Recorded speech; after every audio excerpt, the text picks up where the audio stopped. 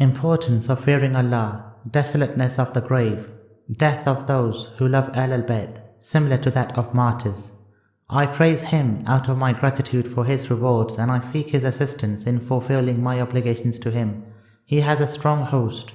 His dignity is grand. I testify that Muhammad is His slave and prophet. He called people to His obedience and overpowered His enemies when fighting for His religion. Peoples joining together to falsify Him and the attempt to extinguish His light were of no avail. You should, therefore, be steadfast in your fear of Allah, because it has a rope, the knot of which is strong. Its pinnacle is lofty and invulnerable.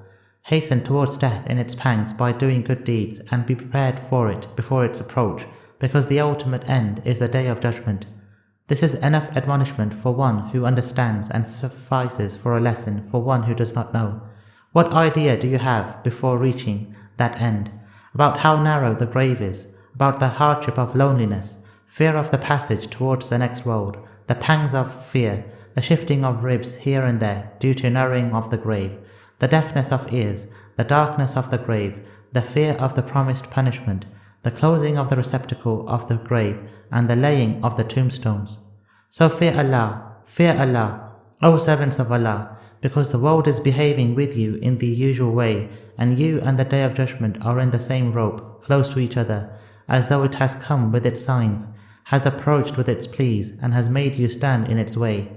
It is as though it has come forward with all its quaking, and has settled down with its chest on the ground, while the world has parted from its people and turned them out of its lap. It was like a day that has passed, or a month that has gone by. Its new things have become old, and the fat ones have become thin.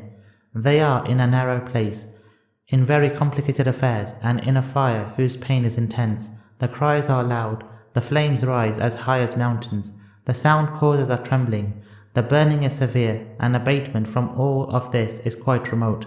Its fuel is burning, its threats are fearful, its hollows are hidden, its sides are dark, its vessels are aflame, and everything about it is abominable. Those who feared the wrath of their master shall be conveyed in groups to the garden. The Holy Quran, chapter 39, verse 73. They are safe from chastisement, away from punishment, and are kept aloof from the fire. Their abode will be peaceful, and they will be pleased with their lodging and place of stay. These are the people whose deeds in this world were pure. Their eyes were tearful. Their nights in this world were like days because of fearing Allah, seeking His forgiveness, and their days were like nights because of feeling of loneliness and separation. Therefore, Allah made paradise the place of the eventual return, a reward in recompense. They are most eligible and suitable for it. The Holy Quran, chapter 48, verse 26, in the eternal domain and everlasting bliss. Therefore, O servants of Allah, pay regard to all that, by being mindful of which one will succeed and by ignoring which will incur loss. Hasten towards your death by means of your good deeds, because you are bound by what you have done in the past, and you have to your credit only what good deeds you have sent before.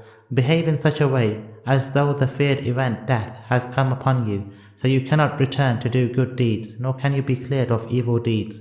May Allah prompt us and you to be obedient to Him and to His Prophet, and may He forgive us and your own selves by His great mercy. Remain patient during trials and tribulations. Do not move your hands and swords after the liking of your tongues, and do not make haste in matters in which Allah has not asked for haste. Any one of you who dies in his bed while having knowledge of the rights of Allah and the rights of His Prophet, and members of the Prophet's house, will die as a martyr. His reward is incumbent on Allah. He is also eligible to the recompense of what good deeds he has intended to do, since his intention takes the place of drawing his sword. Certainly, for everything there is a time and a limit.